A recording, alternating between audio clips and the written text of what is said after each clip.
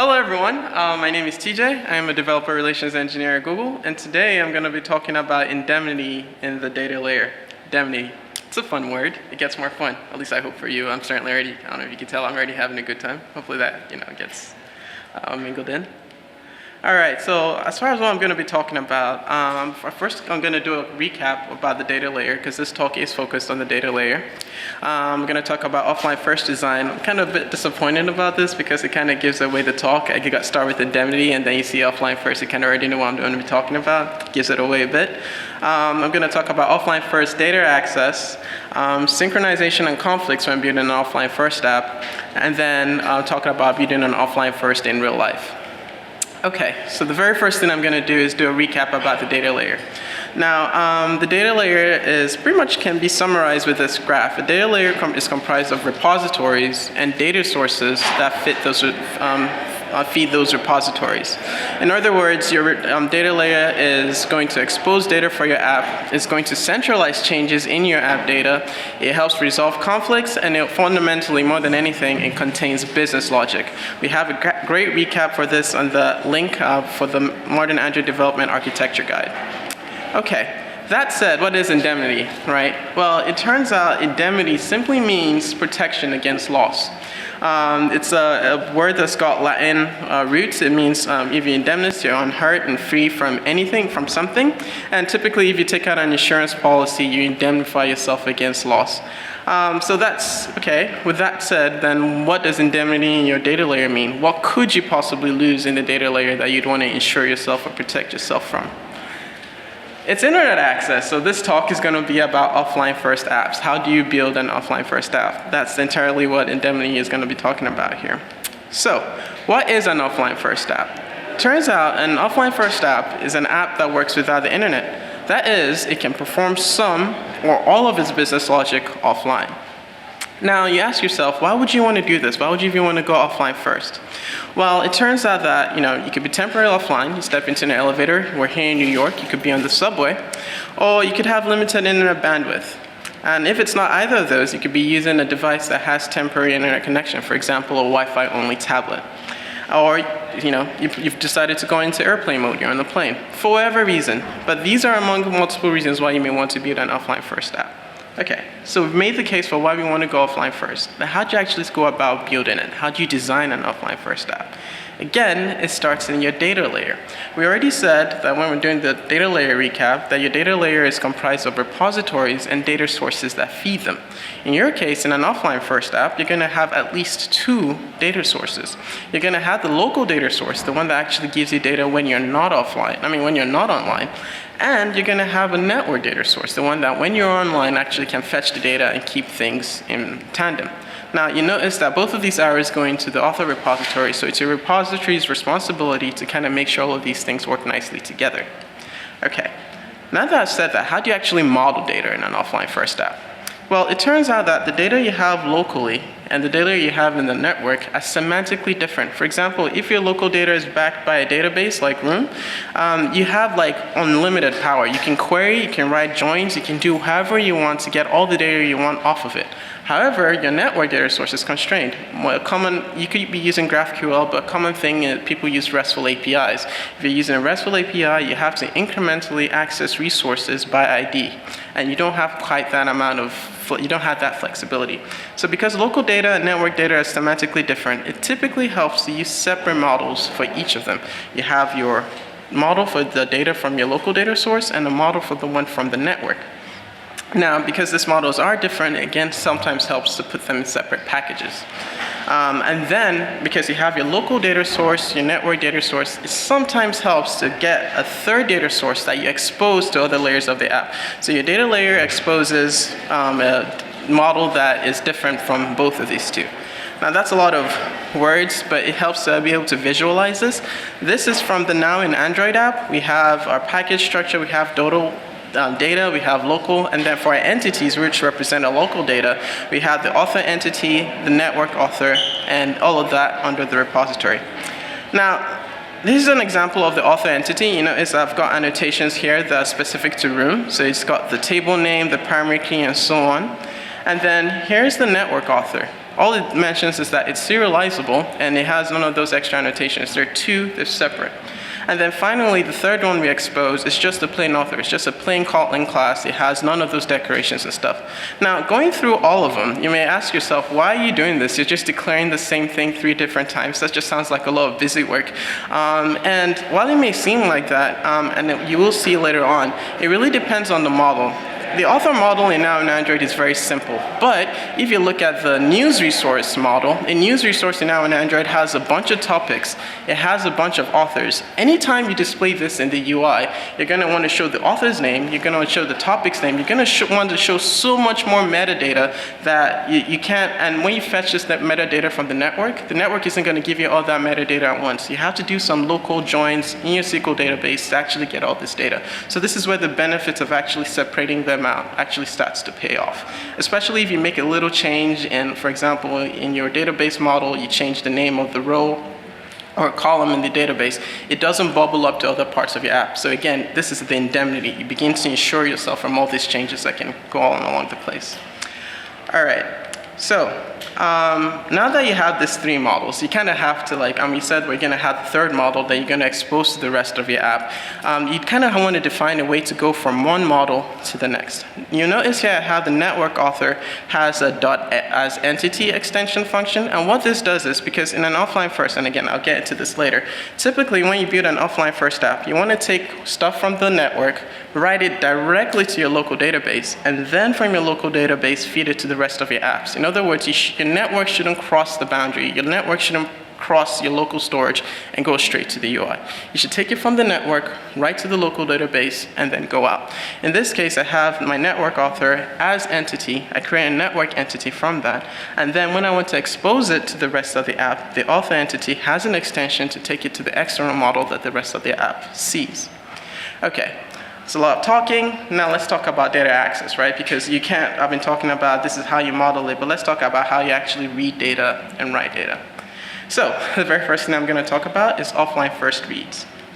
Now, reads in the data layer are the fundamental offline first operation, right? So if you can create an offline first app that lets you read data, it doesn't necessarily have to write data for it to be offline first. Now, reads in the offline first app are done with observable types, and the reason is because your app can lose or gain network connectivity at random. So the minute you've connected to the network and you fetch more data, you need a way to be able to present to your consumers or the readers of your data that that data has actually changed. So you want to do this with an observable type. And then also because data can change out from beneath you at any time, which I've just talked about. All right, so let's talk about read strategies. I kind of like this diagram because it's fun. It's fun in that it's simple, right? Because the more crazy diagrams get, the more people wonder, like, how the hell am I going to build this? So one way you could actually read data in an offline first app is, first, you can implement a queue. And again, a lot of these steps I guess I'm going to mention are going to be very hand-wavy. I'm going to say implement a queue. I didn't implement the queue though. So I'm going to implement a queue, and then I'm going to use a network monitor again. Sounds simple.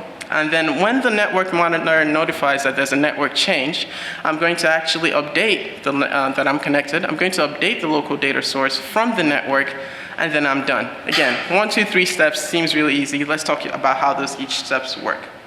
Now, at the point where you want to update your data from the network, what can happen is the very first time you try to read it, it succeeds, you update your local data source, and then you're fine. Easy peasy, lemon squeezy.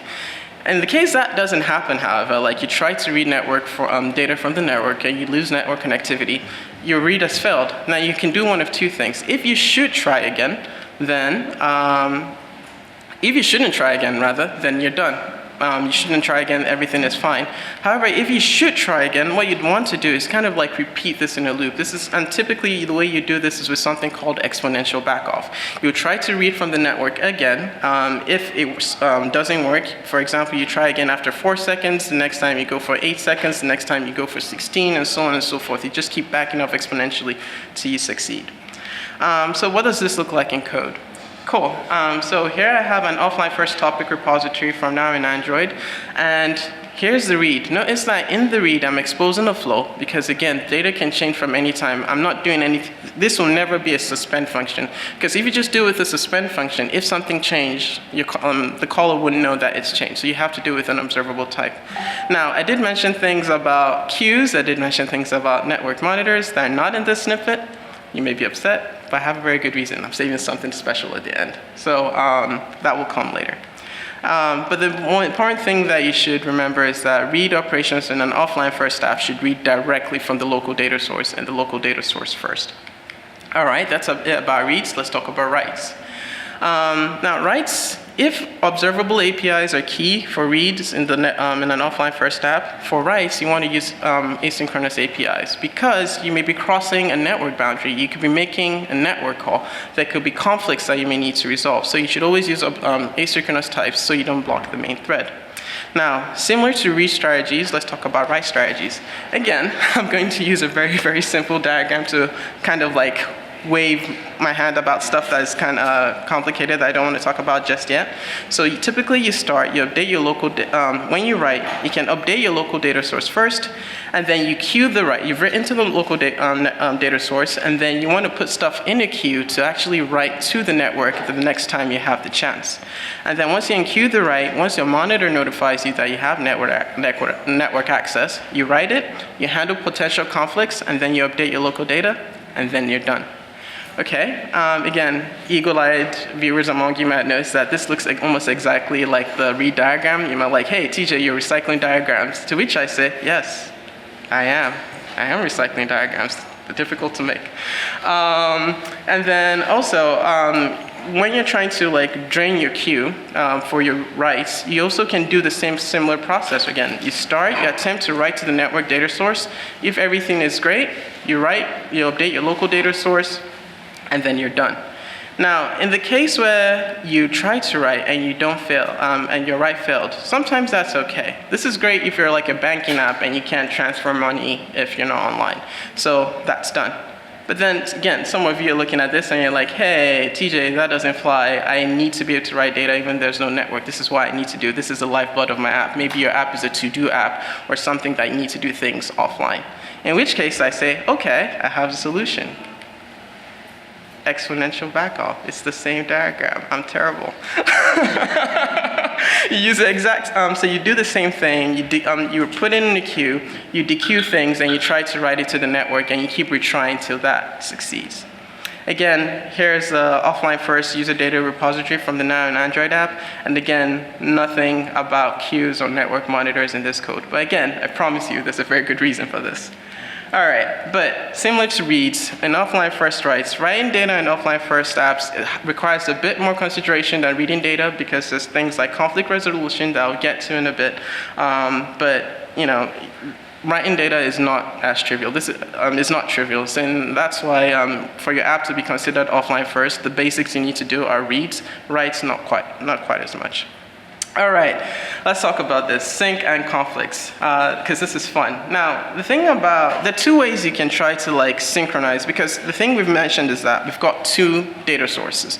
One is connected to the network. That one knows exactly what's going on in your app, and you have the one that's local, the one that feeds your app when you're offline. Now, one way you can kind of like synchronize and make sure data from the network data source goes into your local data source is something called pool-based synchronization. And there are lots of heuristics you can use to do this. A common one of doing this, though, is making it navigation-based. So imagine you have your network data source, you have device A, and then the very first thing you do is on device A, you go to screen A. Because you're on screen A, you fetch data just for screen A. Nothing more, nothing less. The user goes to screen B, you do the same thing. You fetch data just for screen B, nothing more, nothing less. And you kind of repeat this. So you go to another device, and then that device, you go to screen B this time, not screen A. You fetch data for only screen B. You go to screen C, fetch data for only screen C, and so on and so forth. The important thing I'm trying to make note of here is that device A accesses resources or make network calls only for the data the user is going to see. If the user doesn't see this, is not going to see that data, the data will never ever be fetched. Now, there's pros and cons to this approach. One, it's very easy to implement. You go to a screen, make an API call for that screen, you go on and repeat them, so on and so forth. And then if you never need to see data, you will never fetch it. So this can be sometimes data friendly. However, twist of fate, this is prone to data overuse. Imagine you went to screen A. You fetch data for screen A. You go to screen B, fetch data for screen B, and then you go back to screen A because the only way you can get to screen C is through screen A. So you keep doing this little trampoline thing where you go from screen A, the first screen that the user sees all the time, and you keep fetching data over and over and over for that screen, even though you've just fetched it. It's a bit wasteful.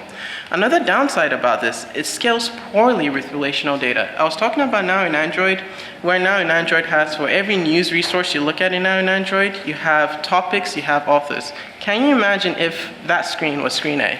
And then I go to another screen and I come back, and for that screen I fetch all the news resources again, I fetch all the authors again, I fetch all the new topics again, because news resources are relational. Each news resource has multiple authors, multiple topics. It's just, it doesn't scale very well. Plus, worse yet, if you had a news resource repository, the news resource repository would also need to depend on your authors repository. It also needs to depend on your topics repository. If you've ever used dependency, if you're doing manual dependency injection or you're using dependency injection framework, it's not going to be easier to manage in either of those things because you're more likely to run into circular dependencies. It's not fun. Another way you can go about this, if you didn't want to do something, the pull-based approach, is something called push-based. Now, this is actually what we did now in Android, and push-based is a bit interesting because what it does is, the very first time you start up your app, the app is going to try to establish a baseline. It's going to try to implement something called like a replica set of what's on the network. So you start up your app, and then the app is going to be extremely greedy. It's going to try to fetch as much information that it possibly can without pissing people off that you're using that data. It's going to fetch as much of it to make sure the local data source has as much, if not all, that is on the network data source. And then what it then does is once they've established parity, if something changes on the network, something changes on the server is going to ping the device that, hey, XYZ has changed. And then the device is going to go fetch that thing that has changed. And then that way, it's always going to be kept in sync. Now, this is great because the app can be offline for extended periods of time. If you're Spotify or you have a to-do list app, this is great. People can have all their data offline. It's also great because it's minimum data use, at least outside that initial fetch, because you're not going to, if you go to multiple screens back and forth, you're not fetching the same data over and over again. You already have that data. And it scales well with relational data. I'll show you an example in a bit, but this is great because if you're looking at one screen, the news, for example, the news resources repository does not depend on the author's repository. It's only going to need to fetch news resources. Each repository is going to be independent and only need to manage its own type. Now, what are the downsides to this? It requires versioning. Versioning in that your local app has to know what it has and know what this, because it needs to know what it has. When the server lets it know something has changed, it needs to know what to ask the server that has changed. You have to version things locally. Also, you have to worry about what if you need to fetch data and someone's saying, I need to fetch data, and you have multiple people trying to fetch data at the same time. How do you make sure that two people aren't fetching, or two repositories aren't fetching the same thing at the same time, causing you to have conflicts when you're writing data? And then you also need the network to be able to say, hey, I only need XYZ that has changed. Your network has to be able to support this versioning thing. So there's a lot of cooperation involved. Ultimately, when you fetch your data and you have your local data source and your network data source, sometimes things may have happened locally that have not happened in the server, and vice versa. For example, if you have a to-do app and you were offline, you were on the plane, you added one more item to your to-do list, and then you come online, but you also did the same thing on your tablet right before you left, right? So you have, maybe on your phone you said, I want to set the deadline for this task to 9 p.m. On your tablet, earlier in the day, you said you want to set it to 10 a.m. You've written data in two separate places, and your server doesn't know about it. Which one is right? How do you resolve this? Now, there's a lot of ways that they can get really complicated about resolving this side of things. There's something called conflict-free replicated data types. This is what Google Docs use. But for most apps, and also on Firebase, the easiest way to do this is something called last write wins. So again, let's talk about those two devices. You had one in the morning, you had one on the plane. They're both offline. At the time they're offline, you write one, for example, so device A, you update your to-do list once. On the other device, you update your to-do list, so they have two representations of the same data. Now, at some point, both of these devices will get back online. Notice that once they get back online and you actually synchronize things, device A is going to change its data to match up with device B because device B wrote its data later. So in other words, you just take the latest thing to change. And this is one way, and this is also how we do it now in Android. Last write wins. The last person to write becomes the source of truth. Okay. I mentioned I was a developer relations engineer at Google. So far, I've just been talking about it's been pretty charts and a bunch of stuff, not much in the way of code. I don't know if any of you watch It's Always Sunny in Philadelphia. There's an episode where Charlie is talking about some conspiracy thing and he's got this chart behind him, or any detective movie where people are just drawing things. All right, it's about to go down because that's what we're about to get into. So we already talked about how we model data in Android. This is how we model data in Android. Now, we said that we're talking about synchronization, we're talking about reads, we're talking about writes. And now in Android, we use a push-based approach, and this is how it actually works. The very first thing we do now in Android, when you start up your app, if you were to download the app or build it from GitHub and sources, that the very first thing we do on app startup is queue. Again, I'm stressing queue because there were two things I kept talking about. I talked about queues, I talked about network monitors. We queue a job to sync, to establish that baseline I was talking about. Work Manager will run this job at a certain point, and then we'll start that data sync. We will go to the repository because, again, the repository is responsible for combining data sources. We go to the offline first news repository. It will go to the network, try to fetch the data. When we get that, and we use exponential backoff here, and then it will keep trying to fetch data. The minute it fetches the data, it will write it to the local data source. The minute we write it to the local data source, because everything in the app is exposed with a flow, because it's a reactive type, the rest of the app can now react to it. This is how we built it in Android. The same thing happens when we want to write data. When we want to write data, we suspend functions, we write it to a preference data store or the SQL database, and then at some point we'll queue it, and then we'll synchronize this with the repository, and then after which we then expose it as a stream. Okay, all of you are here, good. Because this talk has been a Trojan horse. This is where I plug my API, or the API I want to plug. The reason, when I was talking about reads, the reason I was talking about writes, that the code snippets looked so simple, and you didn't say anything about queues, and you didn't say anything about how I perform exponential backoff, or how I do network monitoring. The simple reason you don't see any of that, you didn't see any of that in the code prior, is because we delegate everything to Work Manager. Now, well, we mentioned that there are two things you need to build an offline first app. You need to be able to queue work to be done when there's network access, and then you need to actually know when there's network access. Well, the way we do this in with Work Manager is, so this is the initializer. So again, I said it now in Android on very first app startup, we queue work. And we do literally queue it because when we get the Work Manager instance, and then we use the API to enqueue unique work. So we're just delegating all queue responsibilities to Work Manager. We did not have to build our own queue. Work Manager has support for queue-like primitives right out the box. I'm just queuing the sync work under this unique name, and I'm telling it to define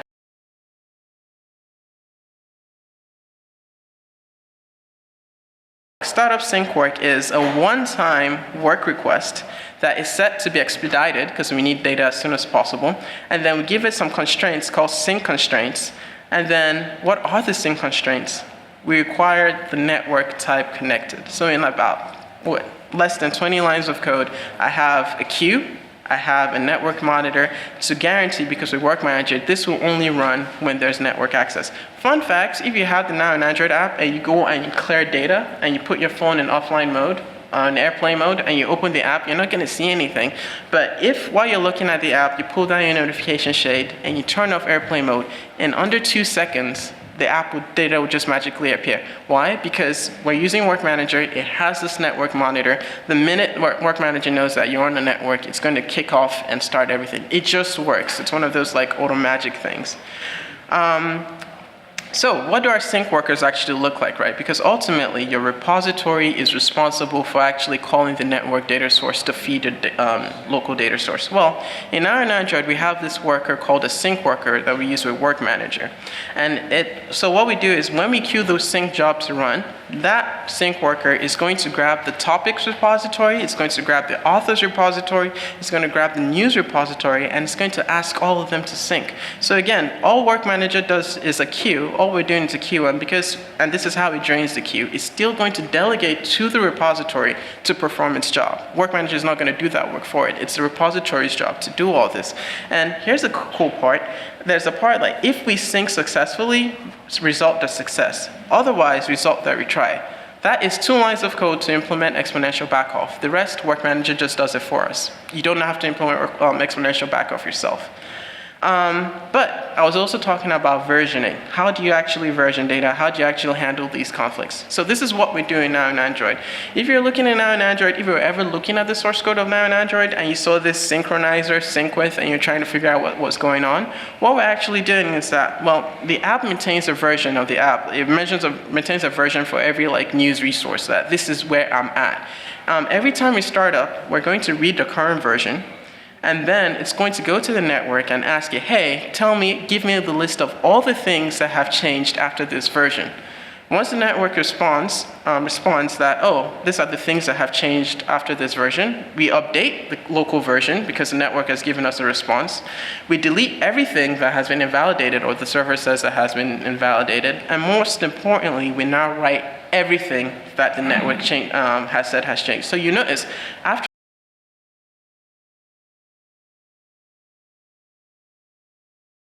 to go ask the network, has anything changed?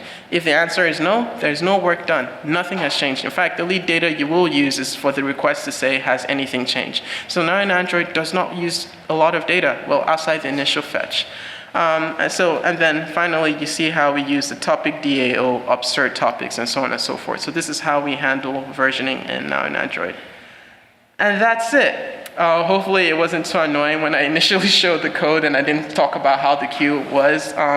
Work Manager is one of those APIs that is really powerful, but it's not really easy to see how powerful it is. So ultimately, as a recap, this is how you build an offline first app. To build an offline first app, you need a queue, you need a network monitor. Some of these things are not very easy to build yourself. Work Manager gives you APIs to actually do all these things for you. And there's a real world example now in Android. So yeah, that's it. Any questions?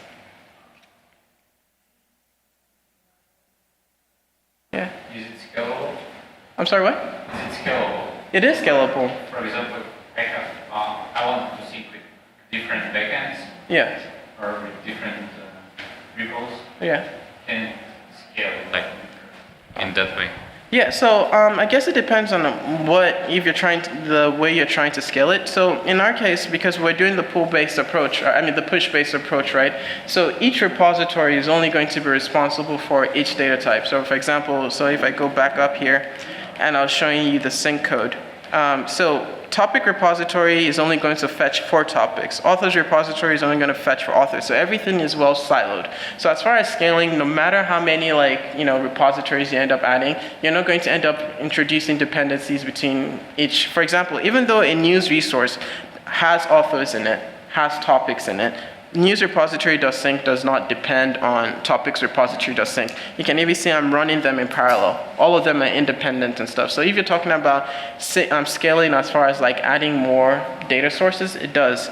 As far as syncing in terms of you mentioned multiple data sources. Do you mean multiple networks or? No, for example, idea. I want to make an application that I can add different mails. Okay. And you should sync the different mails. For example, I will add Gmail, I will add Microsoft. Right. And different stuff. So we have multiple source of data. Yeah. But on the end, I will get only the emails and the emails content. Okay. So in that way, this one will not be applied because I have email and email repository. I don't have a topic or author. Oh, I see. So you have different email accounts with your email repository? Right. So I have a different source of data that is coming, but I see. I'm getting only the emails.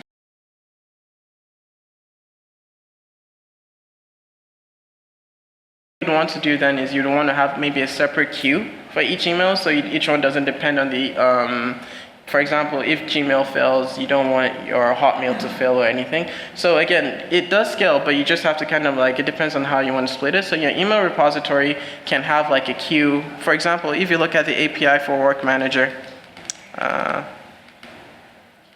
sorry, too many animations. It works well when you're talking. It doesn't work well when you're trying to get to where you're trying to go. So when you look at the sync work, when you do enqueue unique work with Work Manager, you give it a unique name, sync work name. In the case of when you have multiple like email providers, right, you could give it like, Gmail work name and Hotmail work name and so on and so forth. But so you just implement a different queue for each email provider and then you scale it that way. So you'll be scaling horizontally and not necessarily vertically. But it does scale. Yeah. Gotcha. Question. Yeah. Same line of his question. So, in the event that you're dealing with an event that has different stages. Okay. For example, hotel room occupancy. So, Okay. unoccupied is one state, but certain data load, and then Okay. it becomes occupied and needs to be updated. So Yeah. then the data needs to change on your device. Yeah. How do you scale with that? Sure. So you. There's like several different states besides. Gotcha. So there's two things you can do. So the very first thing I said when you're exposing data with in your repository for offline first is that you should expose it with a flow. So in case something changes, your client is able to read it. In other words, so let me go back here. It's going to be too far away. But the very first thing you want to do is like expose your data with the flow, because that way your clients can get updated. But if you want to check in on the progress, from what I'm saying is that your work could be in one stage and it moves to another stage and it moves to another stage. Work Manager actually has an API where you can query the state of your worker. So even though Work Manager is doing this thing off its own as it's running its queue, you can actually query the state of your Work Manager queue, and then it'll tell you what part in the pipeline you are. And then each time you query that, you can feed that back into a repository, and because the repository exposes everything with a flow, your UI will always stay up to date. This kind of goes into like the whole thing we're trying to like what we're advocating for in your UI layer, where you use unidirectional data flow. You just add Work Manager's the state of your worker as state, pass it to your view model, and then you just feed it back into your UI.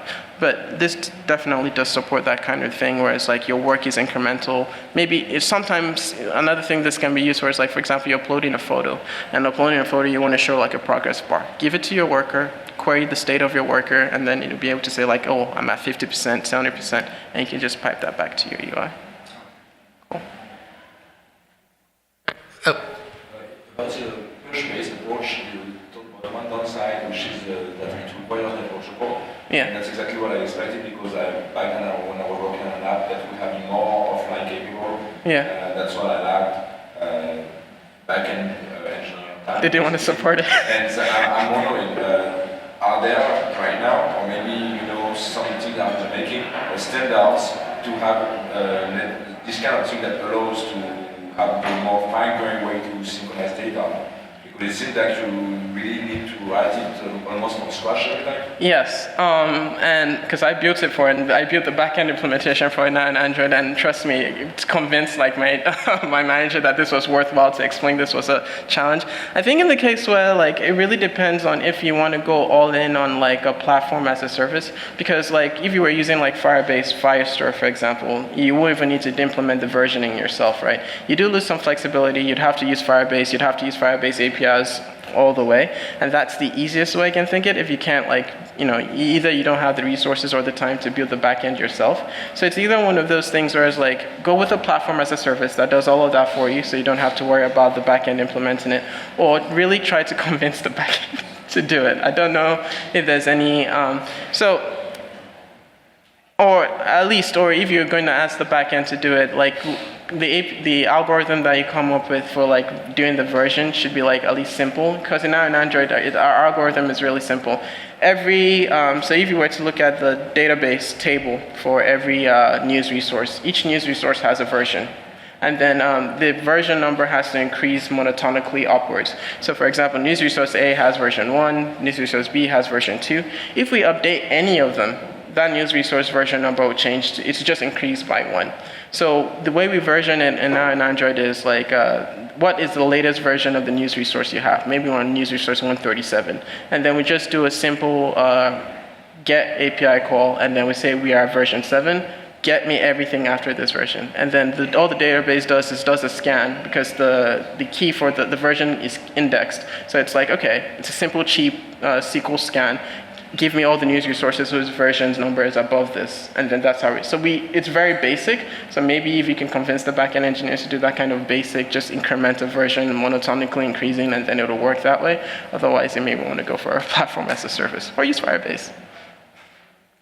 I have a related question to that, actually. So in this idea of like last write bins, you've got two offline devices that change something and they come online at like the same time. Yeah. How does the backend service resolve who was last? Like, do you recommend that you set a timestamp? That's exactly what we do in Android. Every write has a timestamp. So like, and this is what I was like, there's got to be a bunch of bookkeeping everywhere. So like the backend just sees, oh, the last time something was written to me, this is a timestamp I have. If you try to write anything to me with a timestamp older than this, I'm just going to discard it because I already have the latest.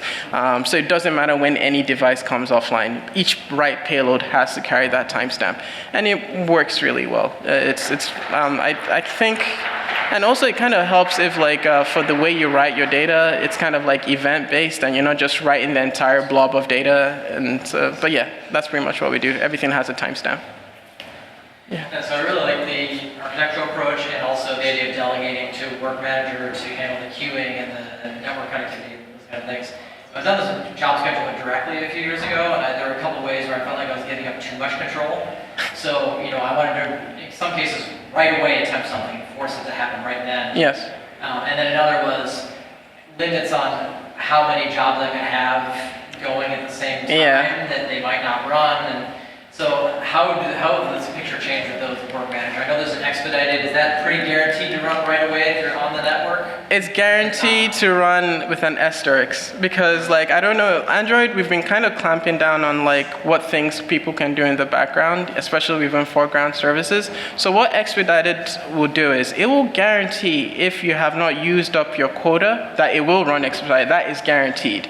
If your app is, being a little greedy, and we do have a quota for it, it's kind of like bucketed. And if it's actually to be set expedited and you've used up your quota, it will still run it, but just probably not as soon as possible, because you do have quotas. So I guess what the APIs do is it's kind of like, least privilege access, right? You ask for to be able to do all your stuff as quickly as you wanted to, and we'll try as best as like whatever heuristic the app has decided, like, hey, can you do this? So we will grant you as much as you can, but what you are guaranteed is that it will run.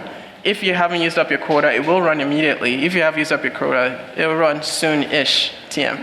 Do you know where you are on your quota, and if it fails because of quota, doesn't run where the quota? Actually, no. But I could put in a feature request for that. So actually, you're saying like pretty much an API to say like, hey, I want this to run, but let me know if you're going to run this as ASAP or you're going to run it at some point, and so you can do some other thing. Right, or even just fix your implementation to be a little less wasteful if you're hitting your quota a lot. Okay. Yeah, no, I'll definitely pass that along. So again, if I'm understanding correctly, it'll be nice to know at the time you're queuing work what the status of your work is, or if it's going to be running. Okay. Work Manager currently lets you do that. If because for those sync work, I give it a unique name. You can query Work Manager for the status of work. I don't know if that kind of answers that, or you'd need something a bit more powerful than that. Okay. Yeah, I'll think about that. Okay. Yeah, I'm on Twitter. Just ping me or something, or just create a bug. Yeah. Any other questions? Awesome. Thank you for your time. Thank you for letting me share Work Manager.